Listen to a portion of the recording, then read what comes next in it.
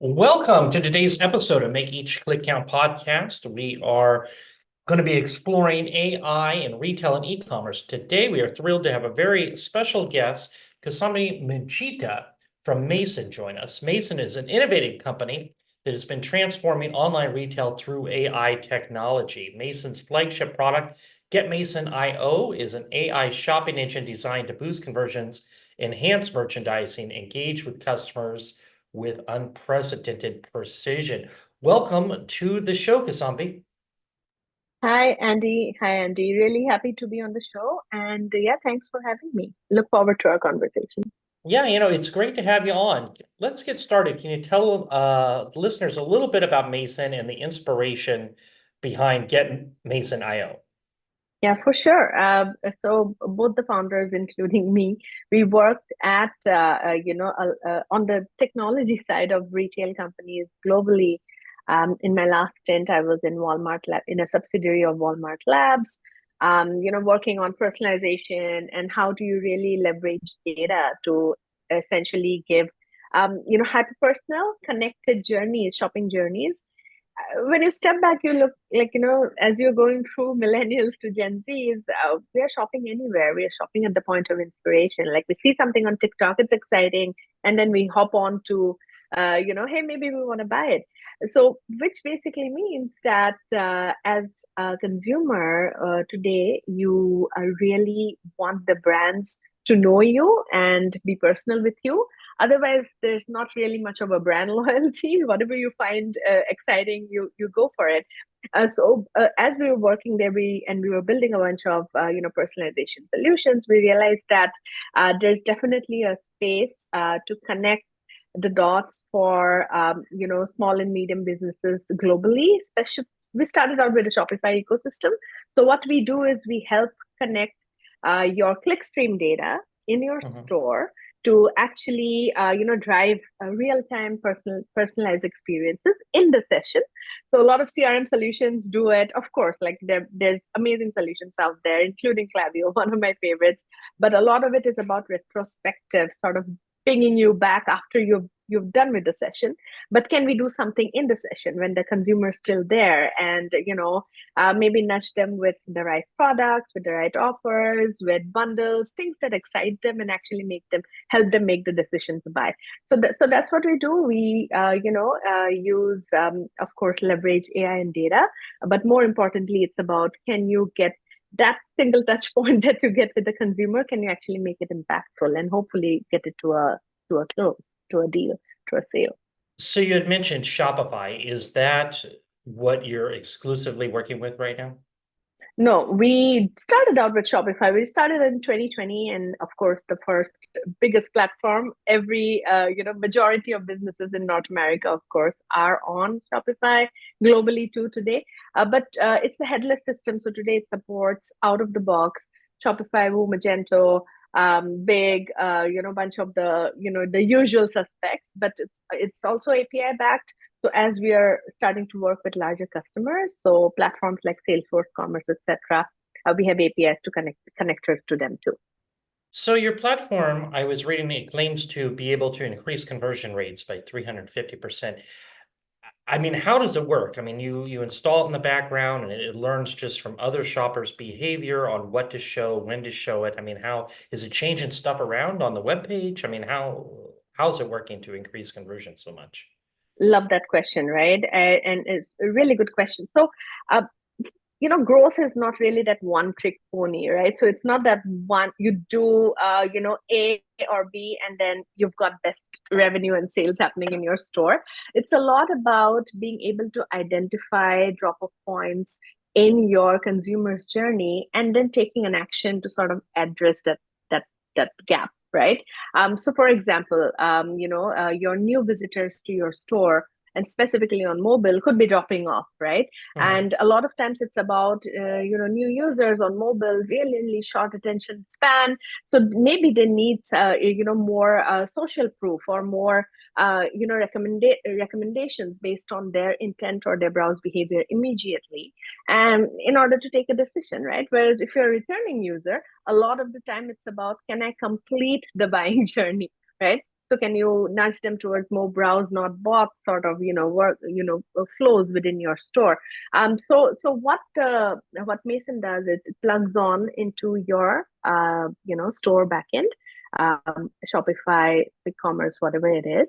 And it starts off with identifying where in your funnel the biggest drop-off points are today. Mhm.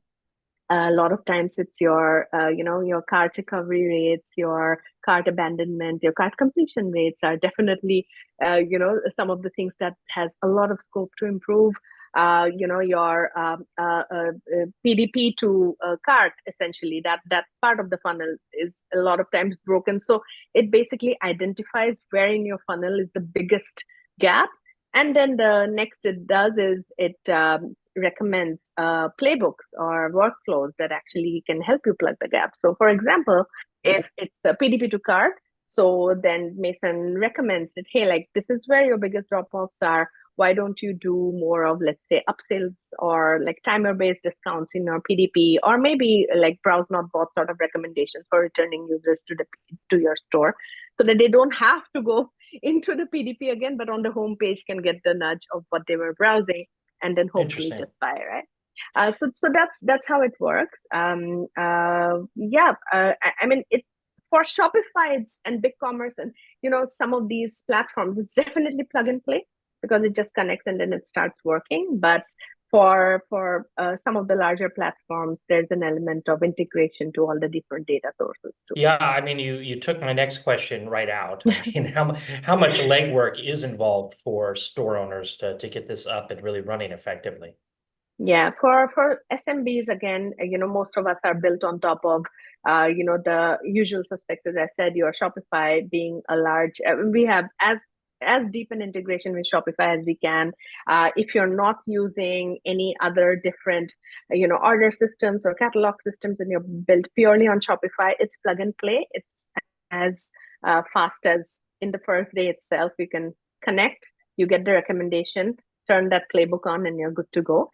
But yeah, as I said, for larger teams where maybe your product information management system or your catalog is somewhere else, and so there, of course, there's a connector aspect that comes into play. And how does the pricing work with your system? Yeah, you know what? That is always a great question, primarily because it took us a while to also reach here. It's about end of the day, we realized that what we are trying to do is help you get more sales, right? And help you convert target specific cohorts that are underperforming and help them convert better and buy better. So over the years, last 3 years, we've evolved into a completely outcome-based model of pricing.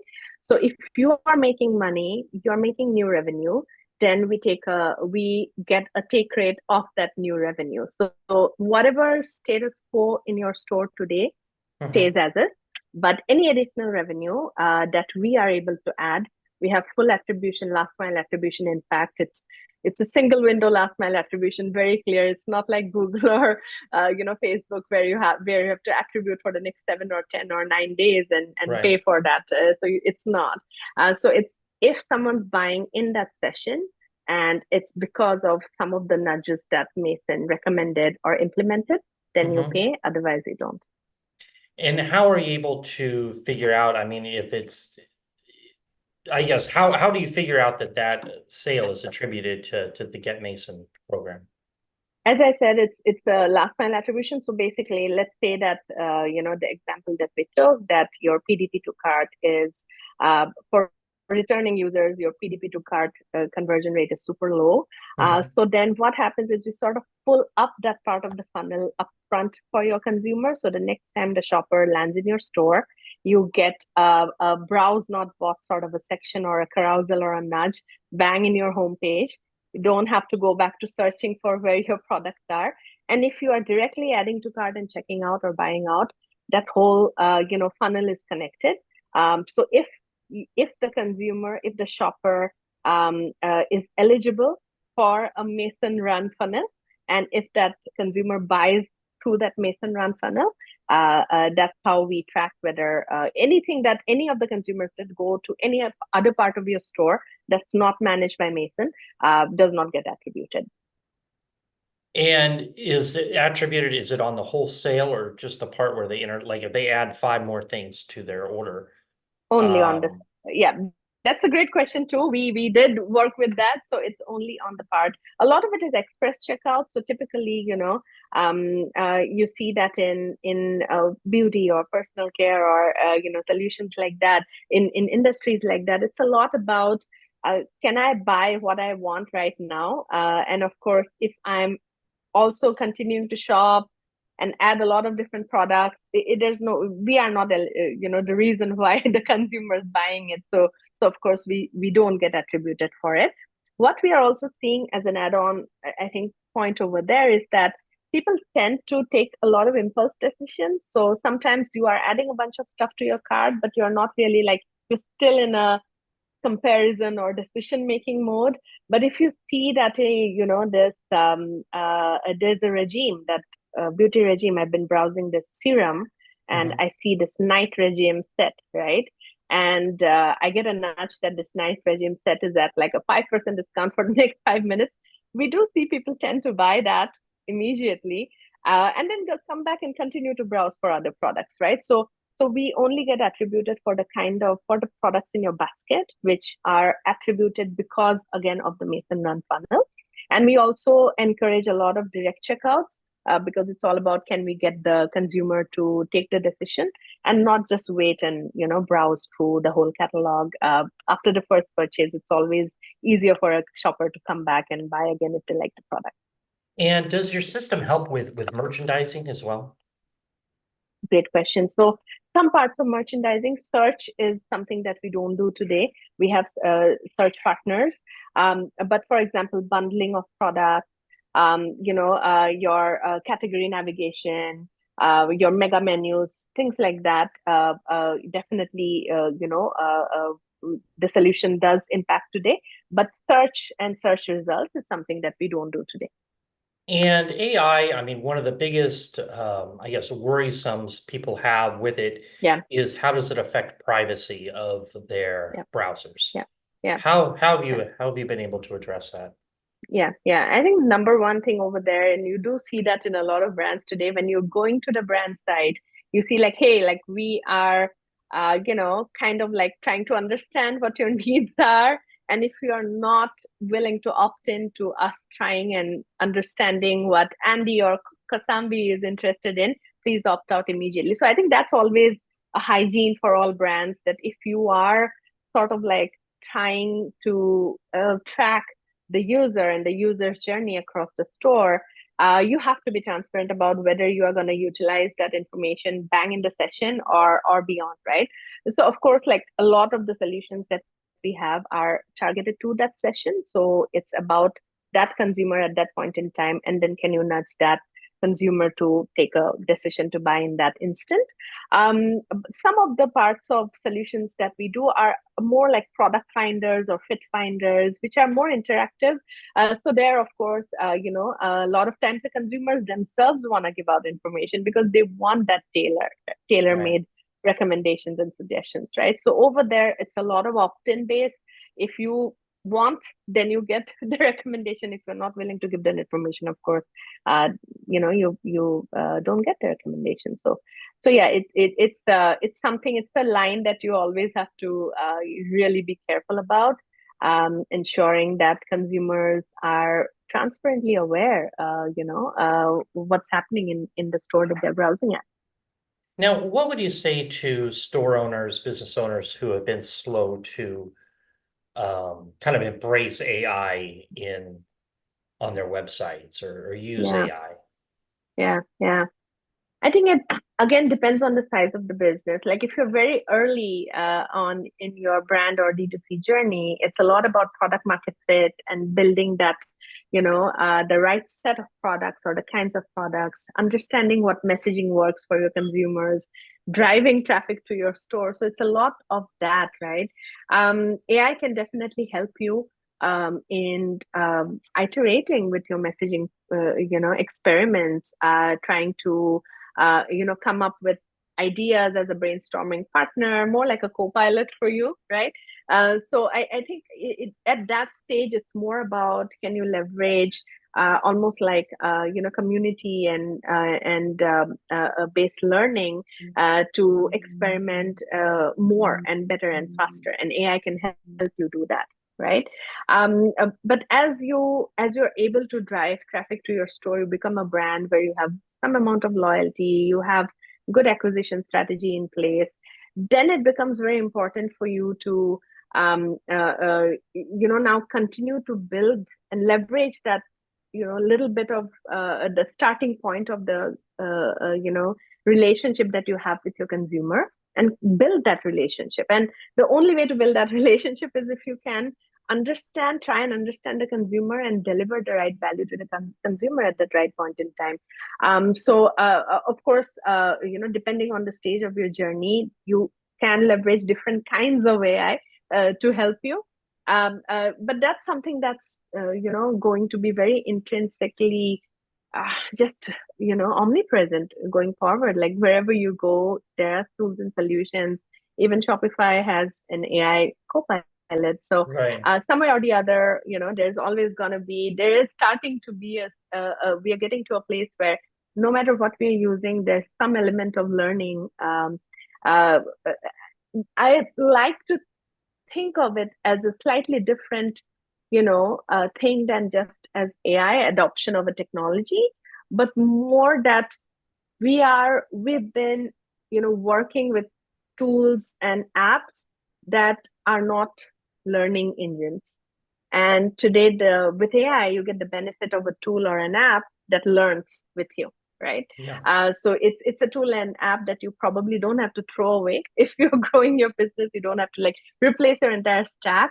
It actually grows with you. It learns with you, right? So I think thinking of AI tools and solutions as almost like an extended member of your team, who helps you, understand all the experiments you've been running and do better over time.